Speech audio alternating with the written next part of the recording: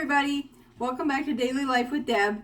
Today we're going to be making a pie for the Logan County Fair using my tried and true, no fail, foolproof pie crust. It's an oil crust and it's one that I've made for years and years and years. I've entered it in numerous contests and it's won its share of blue ribbons. Sorry, I just got distracted because one of the kitty cats has a bug. Had to see what kind of bug it was. You'll probably see them and hear about them throughout these videos because it just seems like whenever they're around, they tend to just draw attention. So anyway, without any further ado, let's get started on our pie for the fair. Okay, well, we're ready to get started. So to start off, I have 3 cups of all-purpose flour in a medium-sized mixing bowl. And we're going to add to that 1 tablespoon of granulated sugar.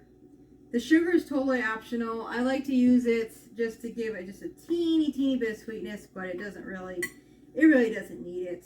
Especially if you're making it for like a savory kind of pie, like a chicken pot pie or something. But so I put it in sometimes, I don't always. And then next there will be 1.5 teaspoons of salt. Get that all stirred in. Eventually, when I do these cooking videos, I want to have a second camera, so I'm filming from the top. And I was actually going to do this one from the top, but then I kind of decided that it might be a little bit better just to have it where it's at, because actually I don't really have a way to set it up right now. So then we take 1 cup of some kind of a liquid oil. This is just a cheap oil. It's I think it might be canola or something, but I always just use avocado oil or coconut or something like that for ourselves. But since I'm doing it just for a contest pie, I usually stick to cheap ingredients because I honestly don't think anybody really cares. So 1 cup of oil, and we're going to add to the oil 1/2 cup of ice water. And how I do this is I just add it. I have a cup of oil in my 2-cup measuring cup, and I just pour the water in until it's 1.5 cups. So put our extra water over there, and I'm going to put my towel. Generally, anytime you come in and see me cooking, I'm going to have a towel over my shoulder. And then I didn't this time. And that's kind of what threw me. So, okay. And we are going to, there we go, put the towel where it belongs for one thing. Okay, we're going to whisk this together until it's pretty much emulsified. Now, sometimes this, it's easy to put a little bit too much water in this recipe and then you get too soft of a dough. And even if I measure it the same exact way every single time, the dough can sometimes come out a little wet or a little dry. But the good thing about that is it's very forgiving. It's rarely ever very dry, but if it is, you just add another spoon or 2 of water. And if it's too wet, you can add flour. And a lot of pie crust recipes are not that forgiving. You really can't mess this one up, which is one reason why I really like it.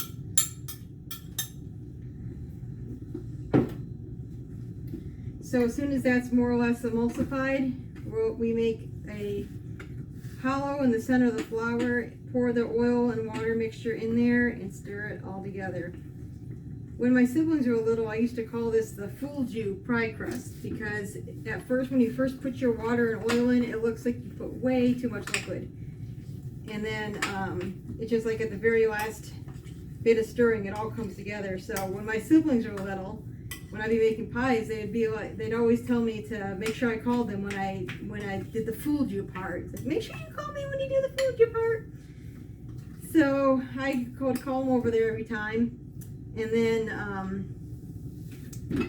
once you got it mixed together and it got to that point, they'd all chime in with the fooled ya.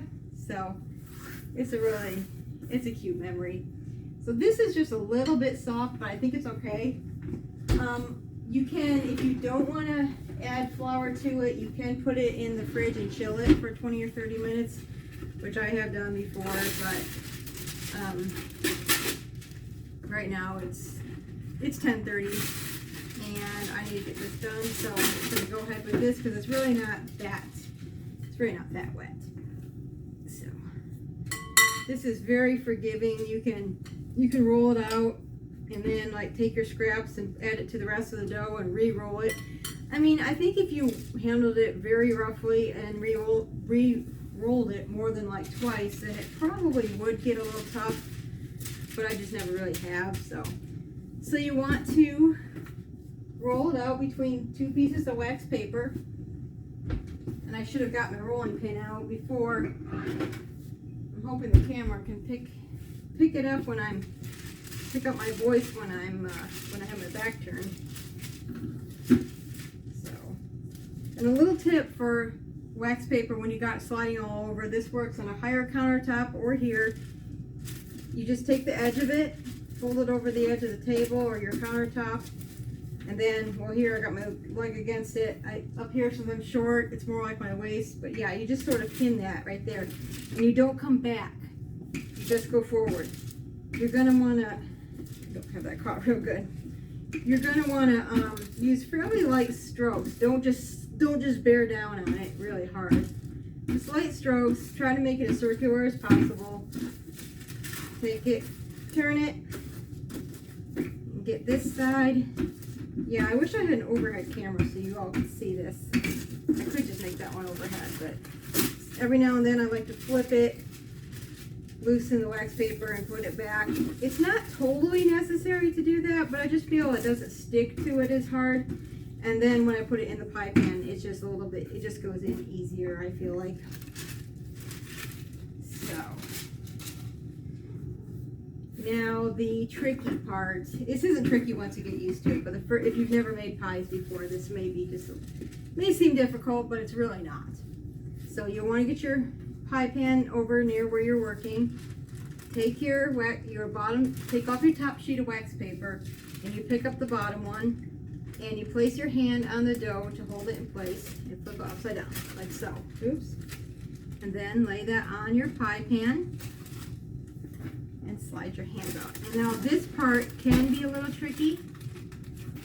You want to gently, I guess I didn't tell you how thick the rolled out. I don't go so much by thickness as I do just to fit it over the size of the pie pan.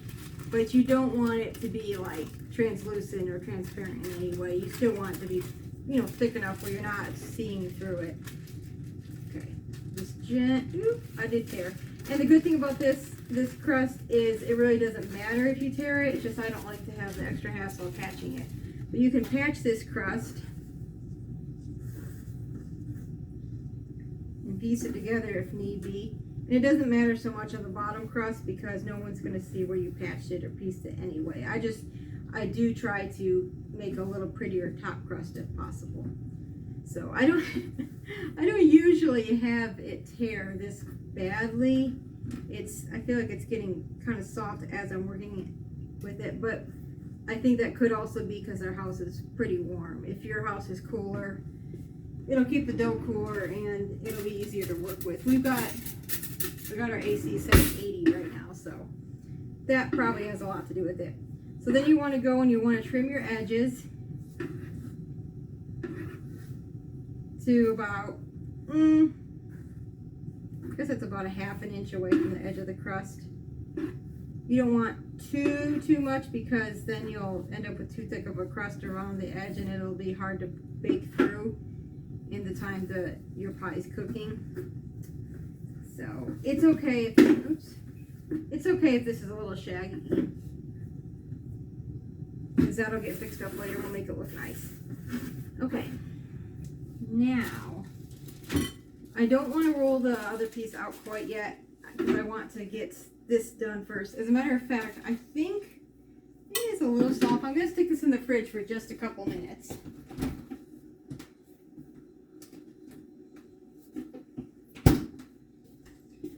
Okay, one little trick I learned when I was first baking pies is how to keep the bottom crust from getting soggy. And that is, I add about a tablespoon of flour to the bottom. And I'm sorry, I'm going to have to come over here by my camera and get my flour canister.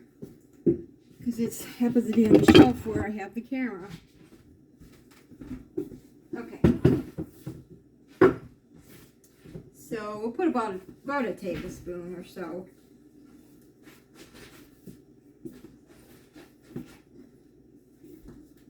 Rowdy. I didn't put my purse away and one of our cats was attacking it, so I had to go save it. Save the purse, that is. Okay, so I might just want a little bit more. You don't really want excess flour sitting on top, but your crust is going to absorb it pretty good. So make sure that you might want to see just like little bits on top, but yeah, it will mostly absorb it. So we'll do that. And then you can fill it with anything you want, really. Any kind of pie filling. I can give you some, I can make a video with pie filling recipes. Or even just how-tos on specific pies. But this here is an apple pie filling that I canned last fall. And I'm just kind of trying to use some of it up. Well, I'm kind of trying to use some of it up so I can do more this year. But also, this is what I used last year when I won this same pie contest at the fair. That's actually where this apron came from. And someone had commented and said that that was the best apple pie they've ever tasted. And so I was like, okay, well, you know, if something works, don't change it, you know. So that's why we're doing this again this year.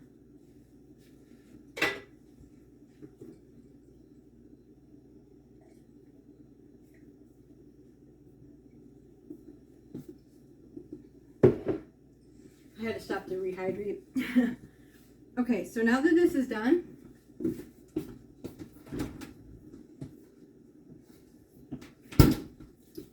get this pulled out. That didn't really do a whole lot. I should have,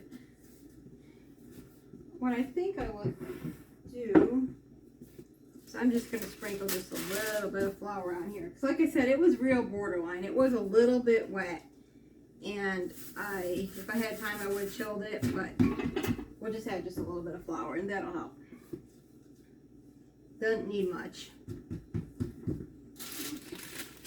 And honestly, if you want to work with it like that, you can, you know, it'll turn out fine. It's just a little easier to work with if you got it a little bit stiffer.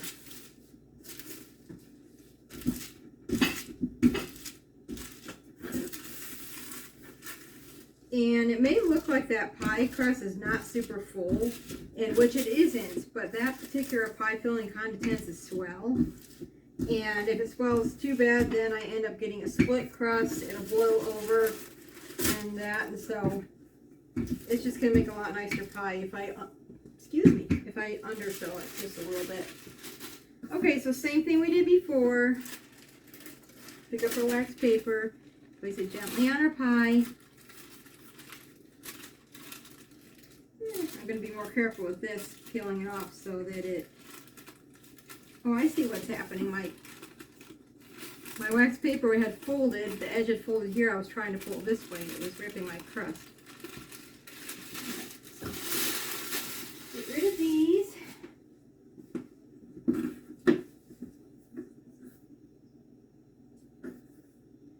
And we would trim this edge just a little bit closer to the crust than to the edge than the last one was, unless the other, if your bottom edge is not, you know, closer than you really want it, then you can leave a little bit more of this to kind of compensate for it.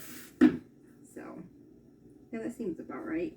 And sometimes by this point, I don't really know what it is, but it seems like it tends to get softer. Start getting softer. So then I just sort of kind of manipulate it into shape, just like a butter crust, or I guess if people use like Crisco or something, it would be this, it would be stiffer and more manageable. Honestly, I've never, or haven't made, I may have years ago made a Crisco crust for someone that had requested one, but I don't remember for sure. So this is really been my go-to for years. And sometimes I do use butter, but I do use this one a lot. But what was I saying about it? I guess it can be stiffer, and you can just like be a little neater in how you just fold them together, and like, or fold the bottom crust up over the top. This, you just sort of kind of just take this blob of dough you have here and just squish it into an edge. I don't know how well you can see that, if you know, like the thickness of it. You just don't really know how to describe how thick you want it. Just not too thick, not too thin. I guess just picture about how thick you want your finished crust edge to be, because it doesn't really matter a lot. You know, if it's too small, too thin, like a lot of store-bought crust, they have just that little teeny tiny edge. If you were to try to do that with one of these, I believe it would burn before you actually got your pie done, I think. But anyway, and then you can flute this or crimp it. I will be doing a tutorial on different, or I shouldn't say tutorial, because I'm sure a lot of you already know how to make a pie and how to crimp a crust and everything.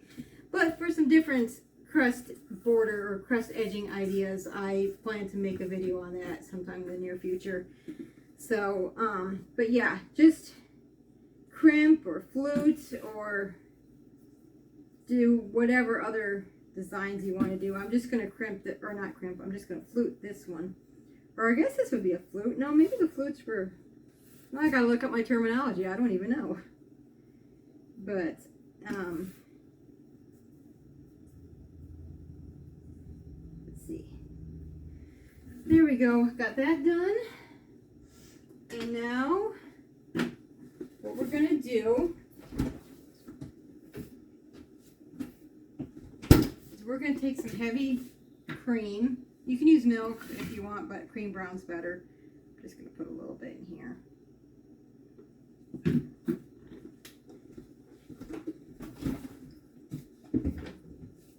And you will, well, I'll show you two different ways here. You can take a basting brush or a pastry brush. This, I believe, is a basting brush for like barbecues and stuff, but it's what I use. And you brush that on your pie crust. Make sure you get in the edges. Kind of be gentle with it, because this crust can tear fairly easily. But if you don't have a brush like this, or a brush at all, this is what I've always used to do. You would take a folded paper towel, a fairly thick fold, dip it in your cream. I may need to get more cream to do this. Dip it in your cream, then you can kind of dab that and brush it on your pie. Sometimes it actually works better if you dab rather than brush. And to be honest, my hands are clean. I've just been testing flour and stuff. This is what I tend to end up doing about half the time. You can do brush, you can do your fingers. I know I'll probably get frowned on for using my fingers as much as I do, but you ever watch Food Network? They all use their hands for everything. So just make sure they're clean. That's the important thing. Okay. And so your cream will kind of bake in whatever like design ends up on there. So if you've got brush marks, those may show up. So I tend to like to take my fingers and just kind of smooth it all over and make sure it's pretty much smooth when I get done. I mean, it doesn't have to be perfect, but let me wash my hands and then we'll cut vents.